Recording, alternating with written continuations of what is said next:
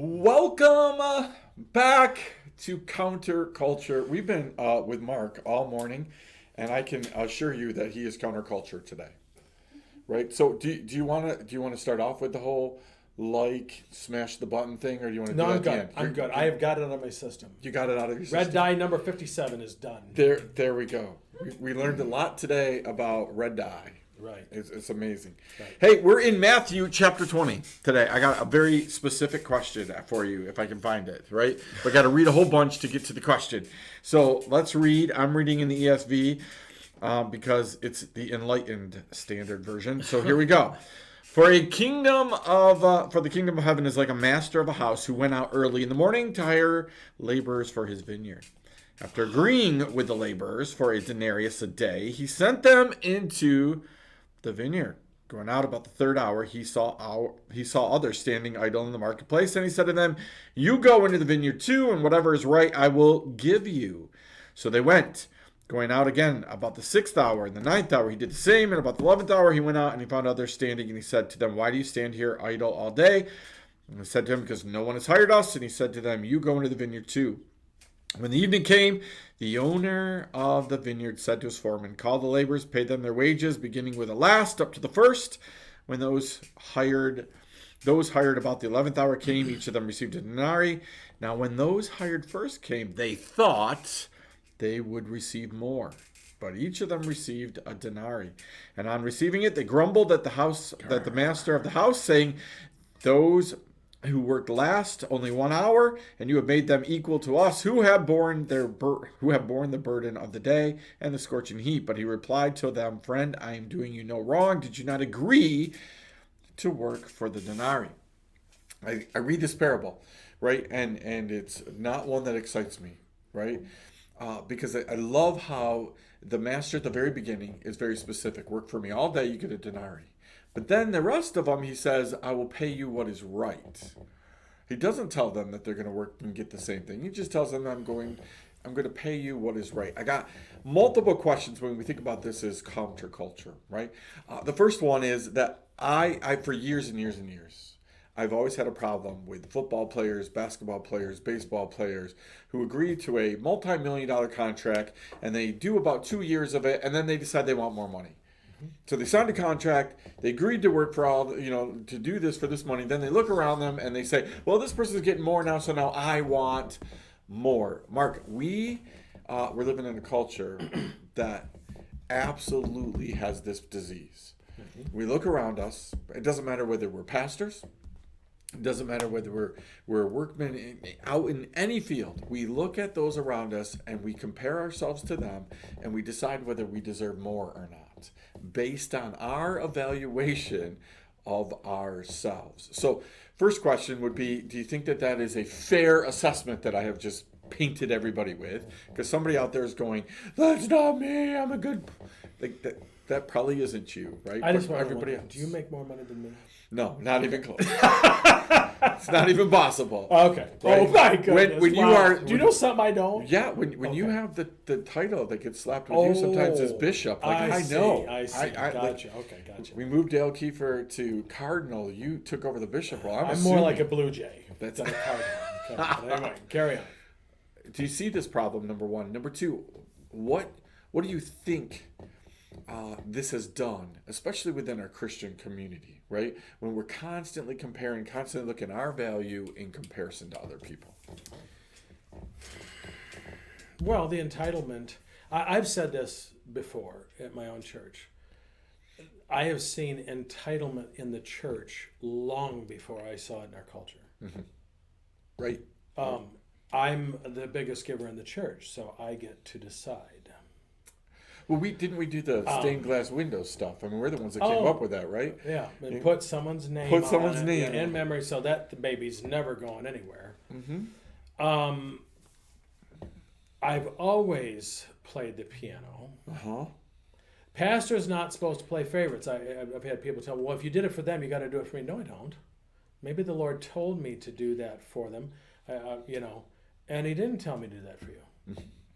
Maybe that's not what you needed right now. Maybe they needed me to take them out, or I needed to do this special thing for them. Yep.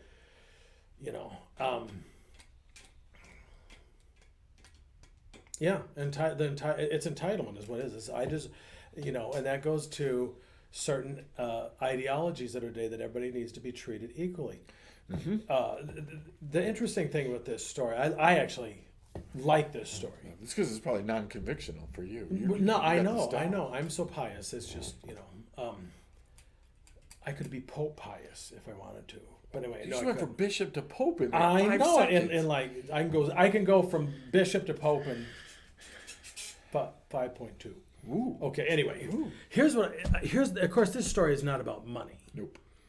This story is about the last will be first and the first will be last. It's about the kingdom. Here, you know what's the tragedy of this story?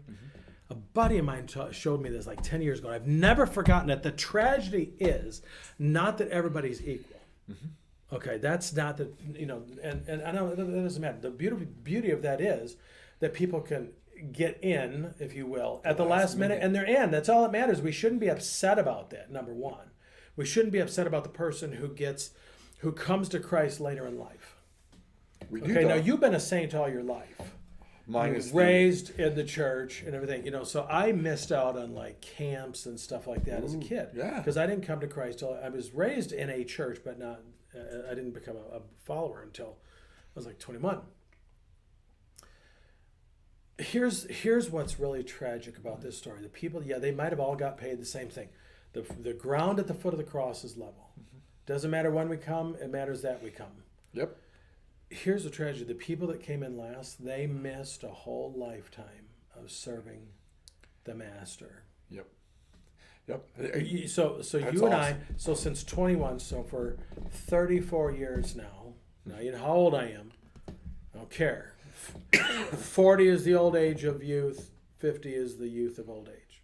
Ooh. Ooh. I know. You and I are I youngsters. am young for We're my generation. youngsters. That's fantastic.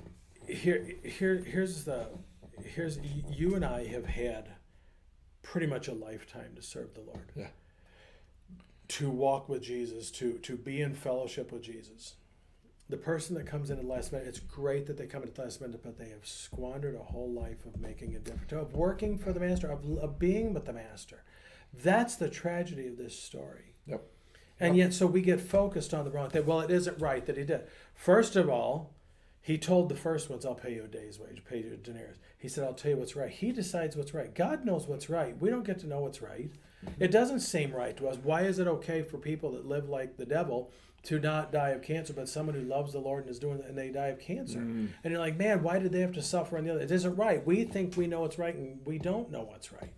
I love the fact that right is defined by God. Yes. Right. And I think we live in a culture where that would be another one of my questions to you, which you just answered. So thank you. Okay. Which just means that even though you don't know what we're studying, we're on the same I know, track. That was I know. amazing. I have the great Andy Frud mind. Yeah, well, you're on. Poor you. Poor you. Pardon me. Okay. But we look at this and we look at our communities. We look at what's going on around us, and sometimes we're crying out, God, you need to do what's right. But the last part of that story is that the workers who worked all day, they just assumed they were going to get more, right? They looked around them and thought, I've been doing this right. I'm going to get more out of it, and they didn't. That's where the frustration came about. Was they assumed that they were worth more. I think we look at a culture today where we do that all the time, right? We talk about college degrees, we talk about experience, we talk about all kinds of things, and we put that together and think, well, that means I'm worth more. And certainly there are ways that that's just true. Hey, my doctor got me $10 more a year. That's exactly right. Right, but Paul, when he was talking to Timothy, he says to Timothy, "Don't let anybody look down on you because you're of your youth." Right? There are times where God handpicked the Daniel, right, a Shadrach, a Meshach, a Abednego. He handpicked a young David, these young people, and says, "Listen, you know what? There's value in all this experience, right? Yeah. But there's also value in because I've picked you, right, and I've chosen you, and you're worth it." Yeah. And one of the tragedies of our culture is the devaluing of maturity and age and wisdom. And I remember I had another culture meeting in my church in the afternoon, one of the churches I pastored. And I remember talking to the pastor, and I said, "Hey, what do you got going after church today?" He goes, "Oh, I'm going over to the old woman's house for lunch." And what did you just say? He goes, Mark, you need to understand, that's a compliment. Yeah. She's the old woman, and everybody knows she's got the wisdom. She's the one we go to. You say the old woman here, we're throwing them out. We're thinking about killing them. I heard a senator one time say, well, when you turn 70, you don't have much to contribute. Whoa. It's funny. We're missing out on it. And so and certainly there's young people who have contributed to my life. Said things. I remember sitting one time seeing a young person say something, just waylaid this person because what they said, and they didn't mean it in a bad way. What they said was, it was like, man, I never thought about that way, because it was a different way of looking at it, different set of eyes. I think that I think we live in a fascinating time. I was listening to somebody who was saying yesterday that a lot of these 4-star generals that we have right now, they've never fought in a war. No. And yet some of these 20, 30-year-old men have been in Iraq. They've been in Afghanistan. They've been fighting in a war. Right? So we have people who are leading who've never actually really been in battle. It used to be most people were in Vietnam. It's like you had all these people came up through, and they were battle tested. They've been in stuff. Well, now you have people. I think we have such a mix of things. We have some older people who have knowledge and wisdom, but they haven't been in things. Yes. And we have younger people who don't have all the life experience, but they've been in war. And then we have young people who don't have either, and they're discounting the older people. And this whole mix of things right now that makes it this kind of soup of comparison. We're looking around us, and we're always comparing us to other people. Was it Teddy Roosevelt, and I think the speech, or it was the man in the arena. Mm-hmm. Everybody. It's the Monday morning quarterbacking. Everybody's telling the quarterback what he did wrong. But are you out there? Yeah. With all these men, I was joking today. I would have been great at football if all those people would have been running at me. I would have thrown the ball perfectly every time. But you got all these big mooses coming at you, bears coming at you to hurt you. You get 2 seconds. I know. Can't you guys just wait a minute and let me throw the ball? Then you can, Whatever happened to the one Mississippi, two I Mississippi? know, exactly, because I can't say Mississippi. But we dismiss so much today. And we put a price on it. It's like you said with these athletes. I admire people with great athleticism because I don't have it. I was bred for comfort, not for speed and agility, okay? And I know that, so I admire that. But why is it, it's like I said, I think on one of my moments with Mark, people say, oh, my kids, go so great. I see a friend of mine, he's always posting stuff about his kid, and that's great. You know what I want to see? I want to see my kid when he's sitting here down here at Drash Ministries doing quizzing. Yeah. Man, this is my kid. No, he quizzed out. He knows the Bible like who would have it. You're not going to see that today. And that's the stuff that matters. Yeah, and I think that's, again, I think what you said, from the beginning was what matters is that these people who were in the 11th hour still got an opportunity. Right. And somehow as Christians, we've lost the first things. Right? Is our number one concern how well people are working with us, or is our number one concern that people are getting the opportunity to work with us? Yes. And is it all about Jesus, or is it not? Right. And because he is the reason we do what we do. Yeah. He is the reason we're following. It's not so that we can get what we can get. We've already got it. Mm-hmm. If all ever Jesus did was save us, and he didn't do anything else for us, that would be enough. Yeah, that'd be enough, but it's not enough for some people. Well, it's not enough for a lot, and we just get things out of perspective. I think. Yes.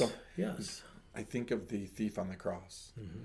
Jesus looks at him and says, "Today you'll be with me in paradise." He didn't do anything. Can you imagine the disciples who walked with him for 3? Like Peter. Peter says, "We've given up everything for you." Yeah. And Jesus looking like saying, "Yeah, today he'll be with me today in paradise, and you guys with another 40, 50, 60 years." And by the way, you're going to be just like you're going to get what he gets, Peter, but it's going to be upside down. Yeah. That's exactly right. So I know. Yeah, it's very interesting, and it is easy. Or are you envious because I am generous? Yeah.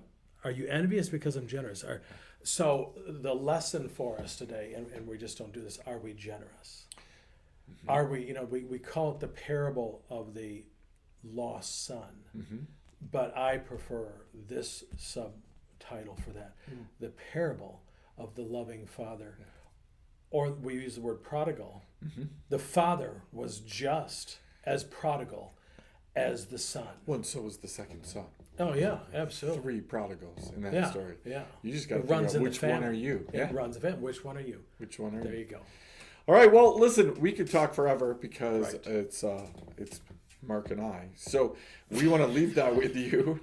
Hopefully, you'll join us next week as we consider another counterculture moment. Smash that like button.